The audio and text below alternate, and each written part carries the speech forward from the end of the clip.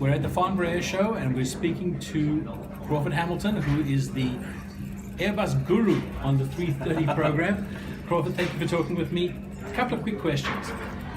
Recently I had a chance to fly on the 330neo from Chicago to Atlanta, and it was a very interesting cabin, and obviously the engines were unbelievable. The plane was lighter, took off like only I don't want to say another brand or another plane, but I've never experienced a takeoff quite like that, which was fantastic.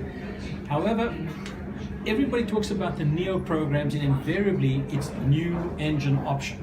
But the 330 Neo is so much more than the new engine. I think that one of the things that people perhaps don't appreciate is the new wing. Well, that's always been part of the program. And obviously, if you're putting two things, if you're putting a big engine onto a wing, you need to do stuff to it. But equally, that has an effect on the wing. It also has an effect with what we did with the wing. So the first thing we did with the wing was we looked at increasing the span. So there's 2 more ribs in there. Then we put on the sharklet. So that means that instead of nearly 61 metre span, we've actually got a 64 metre span in the wing. So we've really increased that wingspan almost to the same level as where the A350 is. It's at 64.7 metres. The other thing we've done on the wing is really completely revisit the aerodynamics of the wing. Using what we used in the 350, the computerized fluid aerodynamics and such like, what we've done is we have modelled the whole surface in 3D. And that meant we could really take advantage of that new technology to tweak and twist the wing and get everything just right for it. So with that, plus the shortened flat track fairings, plus in addition to that the new fuselage to belly fairing, we've essentially got a completely new wing. Now what's interesting about that wing is that aerodynamically we already had one of the best wings in the industry. We now have one that's 4% better, that delivers 4% better fuel burn on its own. And that is a really big difference there, just from completely redoing that wing. And then we've also got a very high aspect ratio wing. So really, if you look at us compared to the competition, what you'll see is that theirs has a much thicker wing root. It's also got a shorter wingspan by 4 metres. So when you combine what we've got in terms of our aerodynamics anyway, the fact that we have a slightly stiffer wing too, we've not got all that flexing where you lose, our engineers reckon you lose aerodynamic efficiency there. What we end up with is being able to deliver with the engine a fuel burn that we reckon is equal to the 787, which is, as far as we can see, exactly what we wanted to do with the Neo. So mission accomplished there, and also deliver an aircraft very quickly, accomplishing that mission at the moment. We've got the TAP aircraft here that's been flying around the world at Farnborough, and that means that we have a very efficient package and we're ready to get that package into the market. We've already got over 200 orders. We want to take all that efficiency there and really spread it around the world so we get another 1,500 orders from like the current A330. So you talked about the market for a second. So if we look at the market, clearly the things that one would want to look at is there's 2 aspects. There's replacement and growth. Yep. In terms of replacement, obviously all the 330 COs out there are ideal targets for a natural update, but that fleet is relatively young. So if we look at other replacements, it would be 777-200ER and 767. Yep.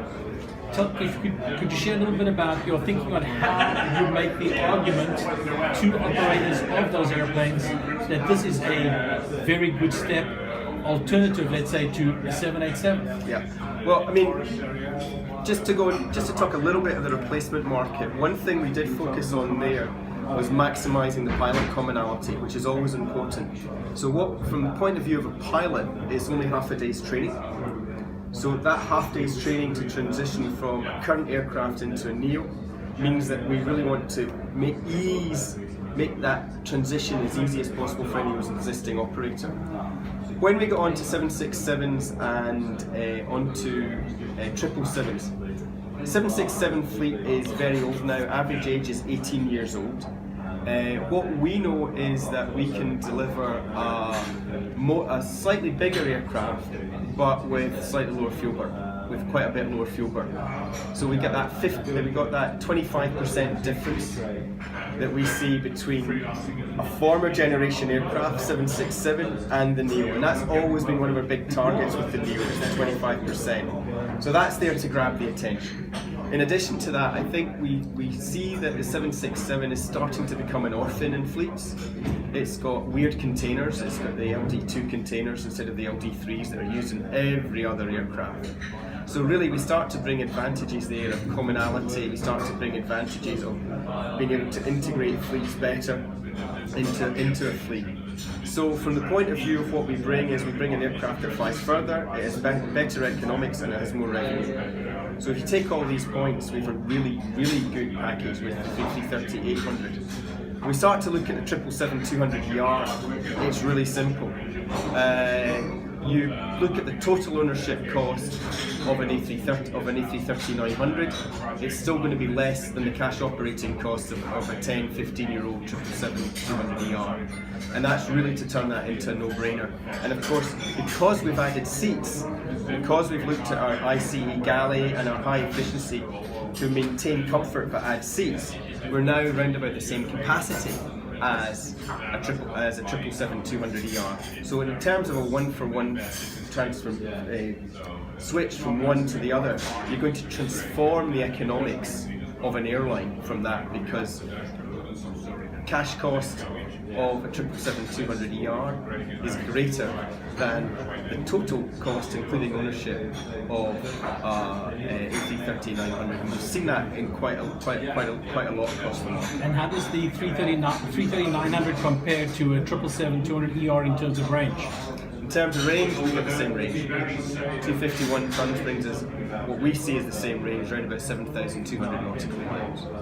But remember, the bread and butter of both of these aircraft, particularly actually now, even if you look at 777-200ERs, they don't operate out there. They're actually operating down, a lot of them are operating down below 3,000 nautical miles. And again, with our aircraft, you're in one of the sweet spots of the 330. One of the sweet spots has always been that regional operation. You can have a very adaptable aircraft.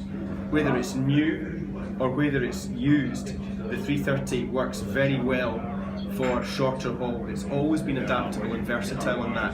Whereas obviously with 777s, they were operating the long haul when you had ownership costs still to amortise that big ownership cost.